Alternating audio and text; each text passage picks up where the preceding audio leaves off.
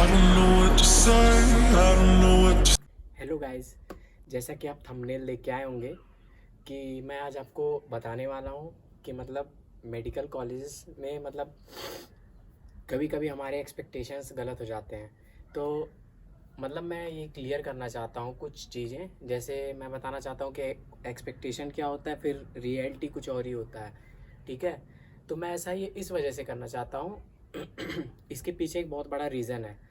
तो जैसे रीज़न ये है कि जैसे कभी कभी क्या होता है कि स्टूडेंट्स जैसे मेरे एज के रहते हैं, कुछ मेरे एज के रहते हैं या फिर और थोड़ा ज़्यादा एज के रहते हैं, वो कभी कभी ये सोच के आते हैं कि मतलब मेडिकल कॉलेजेस में ऐसा होता होगा, फिर ऐसा होता होगा। फिर जब उनके कंडीशंस मीट नहीं करते हैं तो फिर थोड़ा मतलब बेकार फील होता है। फिर हम पीछे जाके कभी मतलब पीछे जाके पास्ट पास्ट में जाके चेंज नहीं कर सकते हैं कुछ।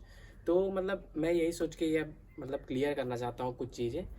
तो चलिए फिर मैं बताता हूँ आपको कुछ। तो गाइस, मैं जैसा कि आपको बता रहा था कि मतलब एक्सपेक्टेशन, जैसे कुछ एक्सपेक्टेशंस हमें ये रहते हैं कि जैसे हमें नीट के बाद नीट हो गया हमारा, फिर नीट के बाद हमें एमबीबीएस में सीट्स मिल गई। ठीक है, तो फिर हम लोग ये सोचते हैं कि मतलब अब पढ़ना कम पड़ेगा आगे, मतलब पढ़ाई उस तरह नहीं करनी पड़ेगी। जैसा टेंशन हमें नीट में रहता था वैसा टेंशन हमें मतलब एमबीबीएस के दौरान नहीं रहेगा। तो ये सबसे बड़ा मिथ और सबसे बड़ा झूठ है। ऐसा कुछ भी नहीं है। नीट से लगभग हमारा उसका डबल ट्रिपल मतलब माइंड पे प्रेशर रहता है।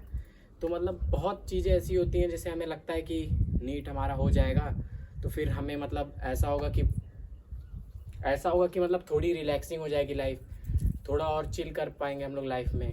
तो अगर आप ये सोच के नीट की प्रिपरेशन करते हैं तो फिर आगे जाके आपको मेंटली आप डिप्रेस हो जाएंगे कि मतलब आपको लगेगा कि मैंने तो ऐसा सोचा था, यहाँ पे तो और ऐसा हो रहा है।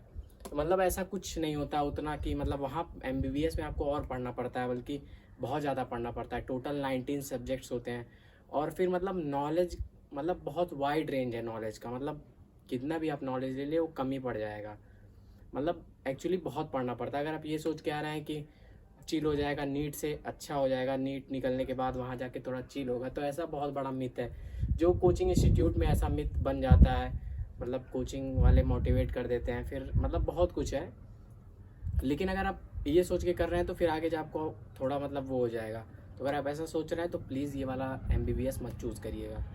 और फिर मैंने कुछ मतलब एक सीरीज़ में देख रहा था, ऑपरेशन एमबीबीएस करके सीरीज़ है एक, उसमें भी बहुत कुछ दिखाया है। जैसे कि आप ये वाला क्लिप देखिए, एक क्लिप में प्ले करता हूँ आपके सामने, वो देखिए।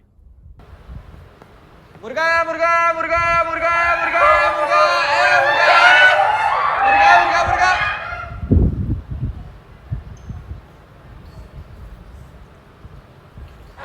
मतलब टीचर की मतलब यहाँ पे टीचर की बेइज्जती हो रही है, मतलब टीचर को हम लोग पीछे से कह रहे हैं। मतलब ऐसा नहीं कह रहा हूँ कि बस सीरीज़ खराब है, सीरीज़ में तो कुछ भी रहता है एंजॉयमेंट के लिए पब्लिक के।